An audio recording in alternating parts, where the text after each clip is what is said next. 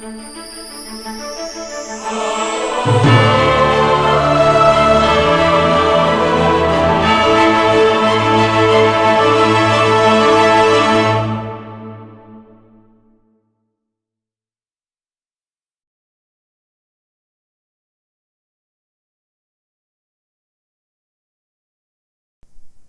ago, so long ago that only the Striga can testify to the veracity of this tale, there was a dark time in Sinfanel known as the First End.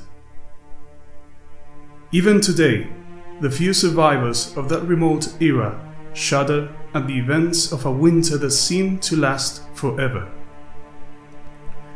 At the dawn of the planet, even before the birth of the first patriarch of Nashgor, Bren-Dragos, when life was simple and civilizations still had much potential to develop, the world underwent a series of climatic and geographical changes that resulted in utter chaos. One autumn night, on the 31st of October, Sinfanel trembled, volcanoes erupted, seas churned and invaded the mainland, forests burned, the ground opened up underfoot. Animals and anthropomorphic beings fled in terror, only to be overtaken by water, fire, or lava. Those who managed to evade death survived in the desolate lands and drank toxic water, which killed them as well as those who were no longer among the living. However, not everyone perished. Several places around Sinfanel were at least spared from that first wave of calamity, and people gathered in those particular spots, living on what was still intact.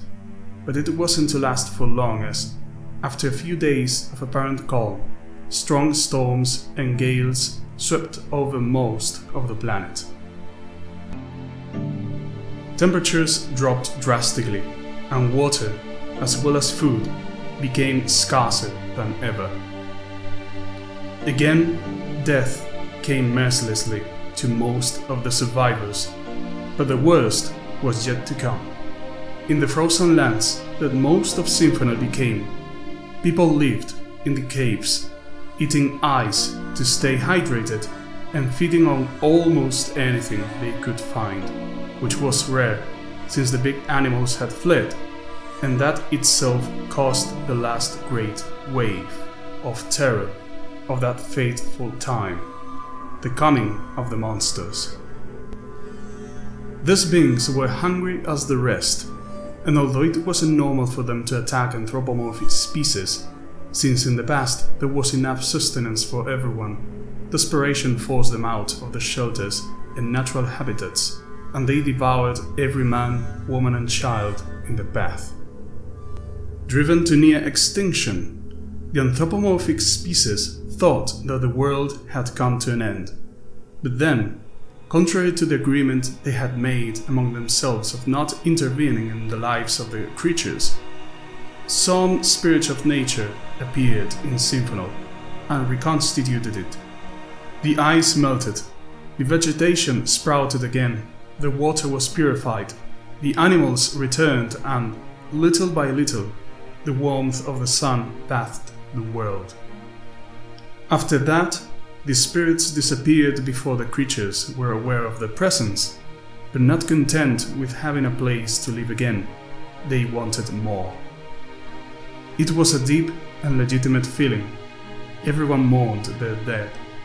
They missed their fathers and mothers, brothers and sisters, husbands and wives, their sons and daughters, and some didn't want to resign themselves. They didn't want to miss them. They wanted their families. So all over the world, hundreds of people invoked the shadows, the spirits of darkness, and this brought back their loved ones. But they were no longer the same ones who died long ago. The souls had returned to the flow of the universe. Along with the spirits of nature, they were no longer part of the world and should never have returned, so the revived ones lived in an almost catatonic state. In the language of the universe, Nayad means wandering soul, and that is what some began to call them, moved by fear, for the revived walked slowly, shuffling their feet. They didn't articulate words, only produced anguished sounds, and their gazes were lost in a dimension they couldn't reach anymore.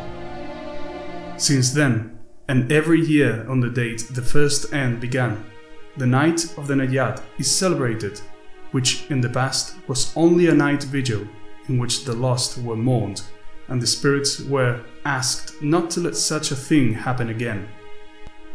Nowadays, some follow the old customs, while the more positive ones celebrate the return to life and dress up as monsters, spirits, or the Nayad themselves to spend the night acting out the first end in the streets, decorated for the occasion with games and chases. There is also food and refreshment.